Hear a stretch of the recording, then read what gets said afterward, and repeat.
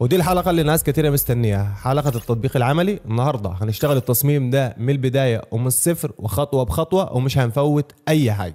السلام عليكم ورحمة الله، أهلا بكم في قناة فاست فريم. أنا أحمد عزازي ودي الحلقة الثالثة من سلسلة أسرار التصميمات الرياضية. النهاردة هنشتغل تطبيق عملي وهنعمل تصميم من الصفر خطوة بخطوة، وهنطبق فيه كل الكلام اللي احنا اتكلمنا فيه الحلقة الأولى والحلقة الثانية، ودي حلقة التطبيق العملي. وانا عارف ان ناس كتيرة كانت مستنية الحلقة دي ومستنية حلقة التطبيق العملي. فالنهاردة اول حاجة طبقناها من الكلام اللي احنا ذكرناه في الحلقتين اللي فاتوا ان احنا حددنا العناصر الاساسية اللي هنشتغل بيها التصميم بتاعنا، ومجهزين كل الملفات بتاعتنا اللي هنشتغل بيها النهاردة. والهيرو بتاعنا بتاع التصميم النهاردة هو زيزو. فبدون هزار وبدون كلام كتير، يلا بينا نبدأ على طول ونشوف هنعمل التصميم ده ازاي وايه الخطوات اللي مشينا بيها من البداية حتى النهاية. يلا بينا.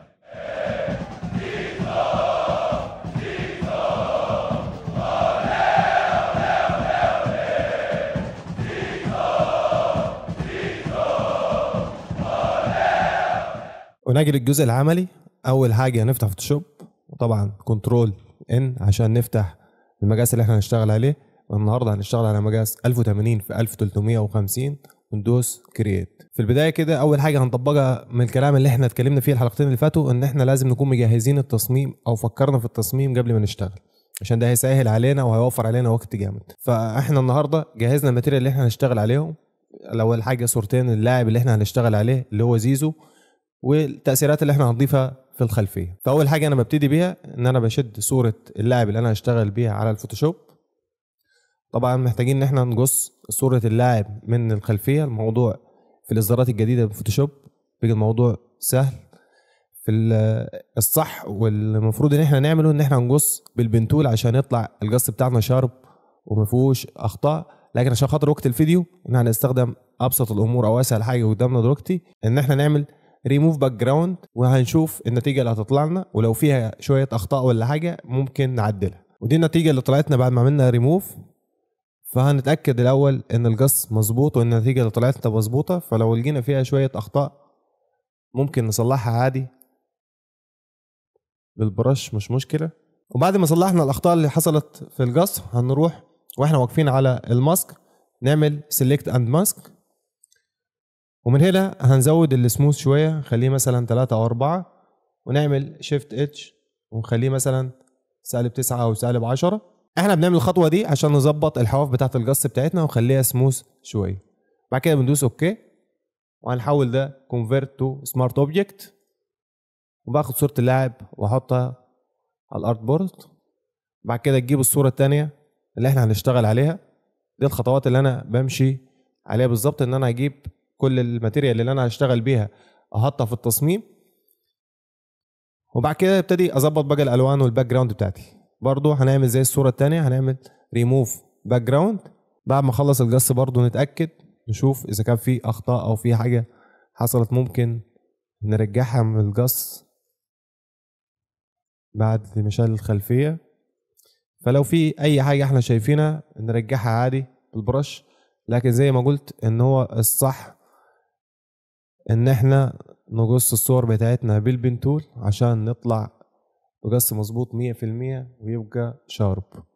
بعد كده سيلكت اند ماسك برضو ونعمل سموث، خليه مثلا 3 أو 4. شيفت اتش خليه مثلا -10 -11 -9 على حسب الصورة اللي معاك. وبعد كده كونفيرت تو سمارت اوبجكت ونشدها برضو على الارت بورد بتاعتنا. كده احنا معانا صورتين اللاعب اللي احنا هنشتغل بيهم، اللي مش محتاجين البار ده، فهنعمل هيد بار. نخفي الصورة الأولى، وبعد كده دي الصورة بتاعت الهيرو بتاعنا في التصميم، وهي دي اللي هيبقى الفوكس كله عليها. فدي أكتر حاجة أنت بتهتم بيها إن أنت تظبطها. فدي بنكبر المقاس بتاعها شوية كده عشان تبقى إيه الفوكس بتاعنا في التصميم، ونحطها في مكان مناسب. وبعد كده تجيب الصورة التانية برضو نفس اللاعب في صورة زيزو، في الصورة دي هتبقى أصغر شوية. الخطوة اللي احنا بنعملها دي ان احنا بنرتب العناصر بتاعة التصميم بتاعنا. كده احنا رتبنا العناصر ورتبنا صورة الهيرو اللي احنا هنشتغل بيها التصميم. بعد كده بنرجع بقى نتكلم على حتة الباك جراوند بتاعتنا. فأول حاجة احنا بنعملها أساسا ان احنا بنبقى محافظين على الهوية بتاعة النادي اللي احنا بنعمله التصميم. فانا هبك اللون. المفروض ان انا اخد الالوان من اللوجو بتاعت النادي الاهلي، فانا هاخد الالوان من التيشيرت بتاع النادي الاهلي، فانا هبك لون تكون درجه غامقه من اللون الاحمر بتاع التيشيرت بتاع النادي الاهلي، مثلا الدرجه دي، وهعمل سوليد كولر بالدرجه الغامقه دي. بعد كده هبتدي اشتغل بقى على الخلفيه، فهعمل سورس اضاءه في الخلفيه. انا بحب اعمل بعد ما اخد الدرجه الغامقه ان انا اعمل سورس اضاءه من الاكسبوجر عشان يطلع لي سورس الاضاءه من نفس درجه اللون اللي انا مختارها. فانا بعلي الاكسبوجر شويه، وبعد كده وانا واقف على الماسك كنترول اي عشان اعكس الماسك، واجيب البرش السوفت نكبرها ونتاكد ان احنا مختارين البرش السوفت، وبنعمل كليكايه في نص التصميم في الباك جراوند ورا اللاعب اللي احنا حاطينه او الهيرو بتاعنا في التصميم. كده احنا شغلنا كله على الباك جراوند. بعد ما قصينا صور اللعيبه ورصينا الصورتين او حطينا الصورتين في المكان اللي احنا شايفينه مناسب، بنبتدي نشتغل على الباك جراوند. فاول حاجه احنا حطينا الالوان بتاعت الباك جراوند اللي احنا واخدينها اساسا المفروض من البراند بتاع النادي، وبعد كده هنضيف شويه التاثيرات اللي في الباك جراوند عشان نشتغل عليها. فانا هجيب برضو الحاجات اللي انا كنت مجهزها عشان اشتغل بيها التصميم، هنحط شويه تكتشر في الخلفيه. فانا جبت الخطوط دي هتديني حاجه احساس ديناميكي في الخلفيه شويه، عشان كده انا جبت الخطوط الديناميكيه دي وحطها في الباك جراوند عشان ما تبقاش الباك جراوند ممله بالنسبه للي هيشوف التصميم. تمام. بعد ما ضفت الخطوط دي عشان تديني شويه ديناميكيه في الخلفيه، جبت تكتشر تاني اضيفه في الخلفيه. كده انا بضيف شويه افكتات خفيفه ما تخنقش التصميم وما تخنقش الهيرو بتاعي في التصميم، وهتديني شكل جمالي شويه. الطريقه دي احنا بنبني الباك جراوند بتاعتنا.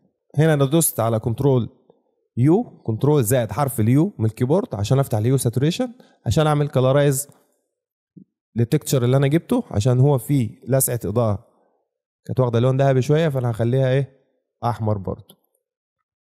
وكنترول ال عشان اغمق الاسود شويه وافتح لسعات الاضاءه دي شويه في الخلفيه.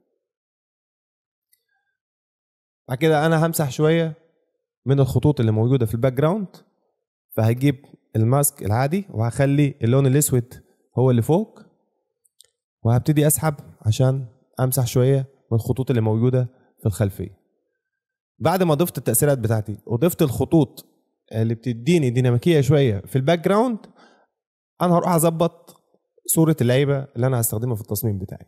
فاول حاجه بعملها بروح من فلتر على كاميرا رو فلتر، وابتدي اظبط بقى الاضاءات بتاعت الصوره واعمل شويه كونتراست في الصوره اللي عندي. في الحاله دي انا هزود الكونتراست شويه لحد 20 مثلا، وممكن انزل هايلايت شويه وافتح الشادوهات عشان تديني تفاصيل اكتر. ممكن ازود الوايت حاجه بسيطه والبلاك للسالب حاجه بسيطه. في التمبريتشر هنا هسحب ناحيه الاصفر شويه وناحيه الماجنتا شويه، وهزود الفايبرانس برضو حاجه بسيطه ما تزيدش مثلا عن 7. بعد كده هدوس اوكي. الخطوه الثانيه بقى هحاول ان انا حاسس ان انا لازم اشيل حاجه من صوره اللاعب الجزء اللي تحت، فبرضو هجيب اداه الجريدينت واللون الاسود من فوق وهبتدي اشفتها او اشيل منها شويه من الجزء اللي تحت. بعد كده اجي للصوره الثانيه بتاعت زيزو من فلتر كاميرا رو فلتر، نفس الخطوات برضو هحاول ان انا اظبط الاضاءات بتاعته وهظبط الكونتراست، فهزود الكونتراست. الهايلايتس ممكن ننزل هايلايتس، الشادوات ممكن نفتح شويه عشان تدينا شويه تفاصيل، ممكن ننزل بالوايتس نقفل البلاك شويه. برضو من التمبريتشر ممكن نزود اللون الاصفر شويه ونزود ماجنتا شويه. الفايبرانس حاجه بسيطه وادوس اوكي. لحد هنا انا ظبطت الباك جراوند بتاعتي واشتغلت على الالوان والاضاءات اللي في الصورتين بتوع الهيرو بتاعي في التصميم. بعد كده هضيف شادو صورة اللاعب التاني اللي هو صورة زيزو اللي هي كاملة، هضيف لها شادوهات. فانا هبك لون من الدرجة الغامقة من اللون الاحمر ده، وهستخدم البرش دي عشان اعمل الشادو بتاع زيزو. هاجي عند رجل زيزو دي وكليك عشان اعمل الشادو، بس هخلي الفلو 100%. هبك واحدة تانية عشان اعمل الشادو تحت رجل زيزو. بعد كده ممكن اجيب البرش السوفت، هنبططها شوية عشان نضيف برضو، بس هننزل الفلو الاول وهنضيف شادو خفيف تحت زيزو.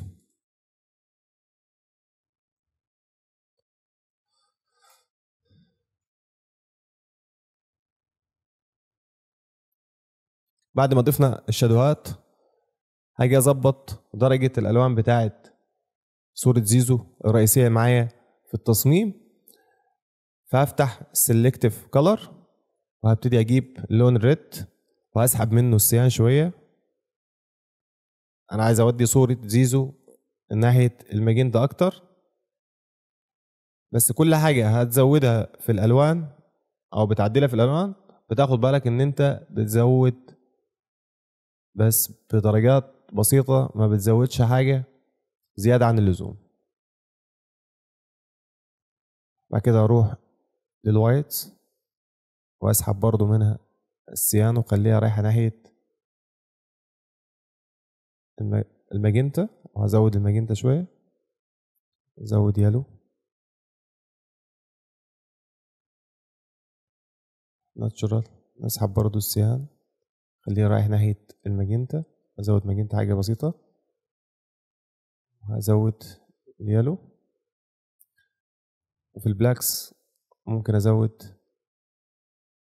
برضو ماجنتا حاجة بسيطة، وهنا هغمق الاسود شوية.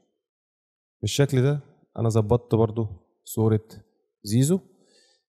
بعد كده هحطها في جروب، هحدد اللايرين مع بعض وهدوس كنترول حرف الجي من الكيبورد، كنترول زائد حرف الجي من الكيبورد، وهغير اسم الجروب ده وهخليه زيزو 1. دي صورة زيزو الأولى اللي معانا النهاردة. بعد كده اللايرين دول برضو هحطهم في جروب وهسميه برضو زيزو 2. كده أنا بنظم شغلي وأنا شغال عشان ما توهش في حاجة. بعد كده هظبط برضو درجات الألوان بتاعت الصورة التانية بتاعت زيزو من السلكتيف كولر برضو، هخليه رايح ناحية السيان برضو أكتر، ناحية الماجنتا، آسف ناحية الماجنتا أكتر.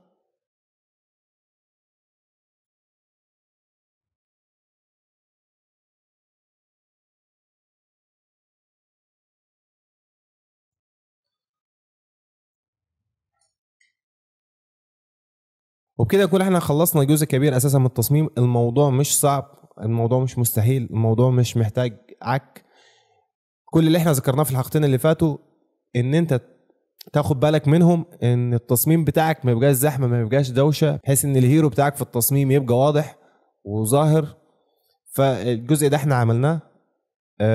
الديناميكيه اللي موجوده في الخلفيه احنا حققناها برضو بالخطوط دي وباللايتات اللي احنا عملناها. واحنا لسه هنضيف سورس اضاءه تاني في الباك جراوند، ممكن نخليه تحت الخطوط دي بحيث ان هو برضو يبرز معانا زيزو اكتر وهيدينا شكل جمالي. في الحالة دي انا هجيب درجة تكون اورنج شوية بالبرشاية برضو السوفت، خلي الفلو 100%، واعمل كليكاية ورا زيزو بحيث ان هي تبقى برضو سورس اضاءة معايا في الخلفية. وبعد كده اعمل لاير تاني جديد واختار اللون الابيض وهعمل لسعة الاضاءة ورا زيزو. والاتنين دول طبعا هغير البلندنج مود بتاعهم اخليهم سكرين، وممكن اكبرهم شويه.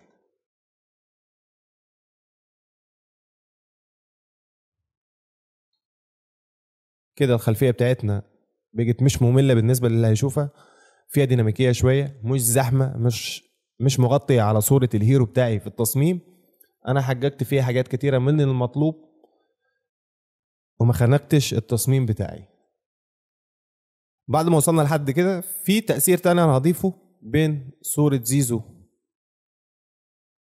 الأساسية والصورة التانية، هو برضه يعتبر تأثير لايت كده جميل، هيفصل الصورتين عن بعض. غير البلندنج مود بتاعه، خليه سكرين، ممكن احركه شوية لفوق كده بحيث ان هو يفصل لي بين صورة زيزو الأساسية معايا في التصميم والصورة الأصغر شوية. هدوس كنترول ال وانا واقف على اللاير بتاع الإضاءة، وهغمج الأسود شوية وهفتح الإضاءة دي شوية بحيث ان هي تبقى ظاهرة كده. يعتبر الخلفية بتاعتنا او التصميم بتاعنا شبه خلص اساسا. اللي باقي حاجات بسيطة احنا هنعملها. اخر حاجة هضيفها هو الشكل ده، برضو خطوط تديني الديناميكية شوية في التصميم بتاعي وهتديني شكل جمالي. هغير البلندنج مود بتاعها واخليه سكرين واصغرها شوية، وممكن الفها شوية كده واحطها في الجزء ده. بس هنرفع دي طبعا، نخليها اول لير فوق خالص، فوق صورة زيزو. النقطة المهمة والأهم المفروض إن إحنا ناخد بالنا منها وإحنا شغالين أساسا، إن كل شيء هتضيفه في التصميم لازم يكون بيخدم على الهيرو بتاعك في التصميم. كل عنصر هتضيفه في التصميم بتاعك لازم يكون بيوجه العين اللي هتشوف التصميم للهيرو بتاع التصميم، ما يخطفش العين من الهيرو بتاعك. فعشان كده وانت بتحط العناصر بتاعتك او بتضيف اي عنصر في التصميم بتاعك لازم يكون المكان بتاعه مدروس. مش هتحط اي عنصر في اي مكان وخلاص، وهتبقى العناصر دي هي اللي بتوجه العين للهيرو بتاعك. يعني كل حاجة انت هتضيفها في التصميم بتاعك او كل عنصر انت هتضيفه في التصميم بتاعك هيكون بيخدم على الهيرو بتاعك. معلش سامحوني لو انا هطول او انا بتكلم كتير او بشرح كتير. الحلقتين اللي فاتوا احنا كنا بنتكلم نظري بس ما اشتغلناش. فانا المحتوى اللي انا بعمله عشان اعلمك وافيدك، انا مش طالع ان انا اعمل تصميم قدامك ما اشرحلكش حاجه. انا بعمل المحتوى ده اساسا عشان اعلمك انت ازاي تشتغل، او الناس اللي لسه بتبدا او الناس اللي حابه تبدا ازاي تشتغل. فانا هطول، لازم اطول. لو هتكلم كتير فانا بتكلم كتير لمصلحتك، عشان خاطر تبقى مستوعب معايا او ماشي معايا خطوه بخطوه وفاهم انا بعمل ايه اساسا، او فاهم كل خطوه بتتعمل ليه. بعد ما ضفنا العنصر ده وبكده نكون ضفنا كل العناصر اللي احنا هنستخدمها في التصميم بتاعنا. لو عايزين نضيف حته جماليه تاني ممكن ناخد كوبي من اللاير ده، كنترول تي، وهنعمل فليب هوريزونتال، ممكن نصغره شويه وهنضيف ده مثلا في الجزء ده بحيث برضو ان هو يكون بيوجه العين او بيشاور برضو على الهيرو بتاعنا في التصميم. بالشكل ده نكون ان احنا ضفنا كل العناصر بتاعتنا. بعد كده هندوس كنترول الت شيفت اي عشان نجمع التصميم بتاعنا في لاير واحد، وكليك يمين كونفيرت تو سمارت اوبجكت. وبعد كده هنضيف شويه تاثيرات من كاميرا رو فلتر هتدينا شويه جماليه للتصميم بتاعنا. اول حاجه هنزود الكونتراست في التصميم بتاعنا، ممكن نزود الهايلايتس شويه، نفتح الشادوهات، نزود الوايتس حاجه بسيطه، ونقفل البلاك شويه، وهنسحب التمبريتشر ناحيه الاصفر. هنزود الفايبرانس حاجه بسيطه، نروح على الافكتس نزود التكستشر، وهنزود الكلاريتي، وهنسحب بحيث ان احنا نغمج الحواف بتاعه التصميم بتاعنا، وهنزود شويه جرين للتصميم مثلا لحد 7، وهندوس اوكي. وكده نكون احنا خلصنا التصميم بتاعنا. اللي فاضل ان احنا هنضيف بيانات الماتش بتاعنا. فده تصميم نيكست ماتش. نجيب اداة تايب تول وهنكتب نيكست ماتش، ونقطة الفونتات بقى ان احنا هنختار فونت يكون بولت بحيث ان هو يكون واضح للناس، لان اغلبية الجمهور بتاعنا طبعا بيشوف الشغل بتاعنا من الموبايل. كتبنا كلمة نيكست ماتش بفونت واضح وبولت. ممكن نديها برضو شوية جمالية ان احنا ممكن ندوس على كنترول تي ونكليك على كنترول الت وشيفت وهنسحب بالماوس من النقطة دي بحيث ان احنا نميل الفونت شوية، هيدينا شكل جمالي في التصميم. ممكن نزود برضو الجمالية دي ان احنا ممكن نعمل كونتراست بين كلمة نيكست وكلمة ماتش بحيث ان احنا نغير الوزن بتاع كلمة نيكست ونخليه مثلا بوك، وممكن نغير اللون بتاعه لدرجة لون الأصفر دي. فبكده احنا عملنا كونتراست بين كلمة نيكست وكلمة ماتش. وبعد كده هنكتب اسم طرفي المباراة، كنترول ايه عشان احدد الكل واغير اللون اخليه اللون الابيض. اختار فونت يكون واضح نفس الفونت اللي انا كتبت بيه نيكست ماتش هو اللي انا هستخدمه برضو عشان اكتب اسم الفرقتين، وهخليه بولت. ممكن ازود المسافة بين الخطوط بدل ما هي -50 ممكن اخليها 0، وهصغر اسمين شوية عشان يبقى برضو في كونتراست بين كلمة نيكست ماتش وبين اسم الفرقتين. وهاخد برضو الت ودراج عشان اعمل نسخة تاني واكتب اسم الاستاد مثلا استاد القاهرة كايرو استاديو.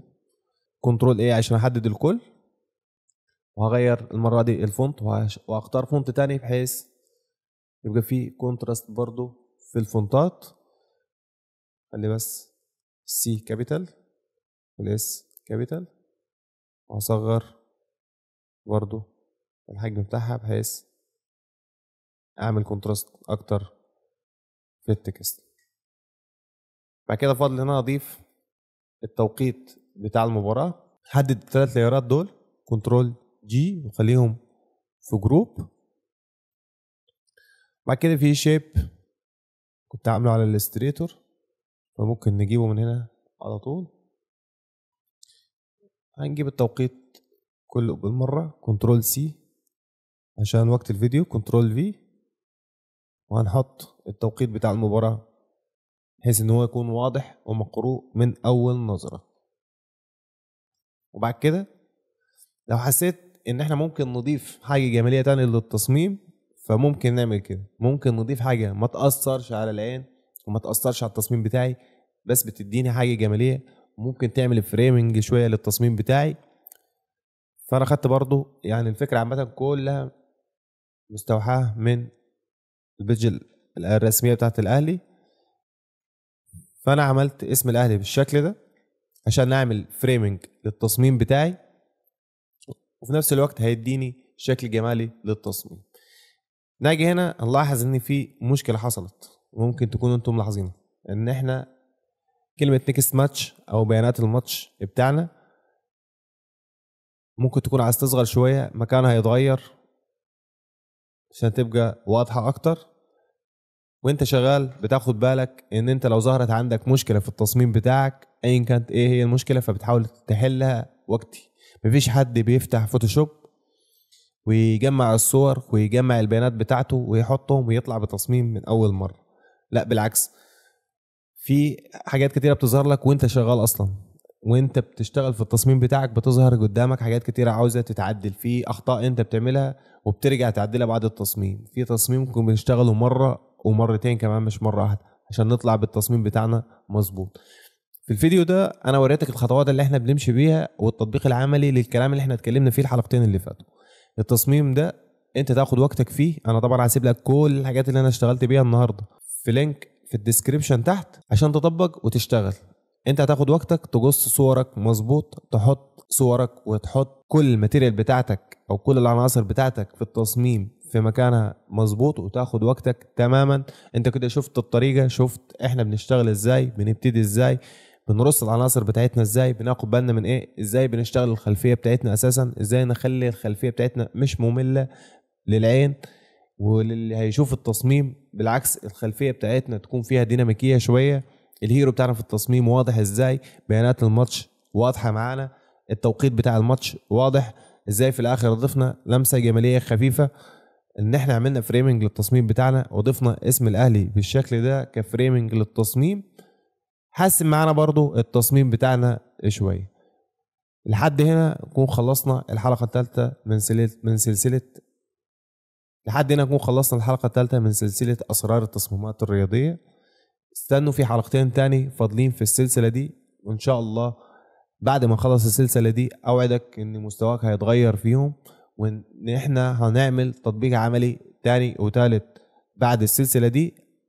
وشغلنا اللي جاي الاغلب هيبقى تطبيقات عملي، هيبقى شغل احترافي بسيط او شغل احترافي مدروس زي ما بيقولوا. فان شاء الله هتستفاد، وان شاء الله ربنا يقدرني وافيدك باي معلومه ايا كانت كبيره او صغيره. لحد هنا نكون خلصنا. ولحد لو وصلت معايا لحد هنا ما تنساش ان انت تعمل لايك لو استفدت، وما تنساش ان انت تشترك في القناه وتفعل زر الجرس عشان توصلك اشعارات بكل الحلقات اللي جايه، وعشان تستفاد اكتر وتتعلم اكتر وانا اكمل واستمر. والسلام عليكم ورحمه الله وبركاته.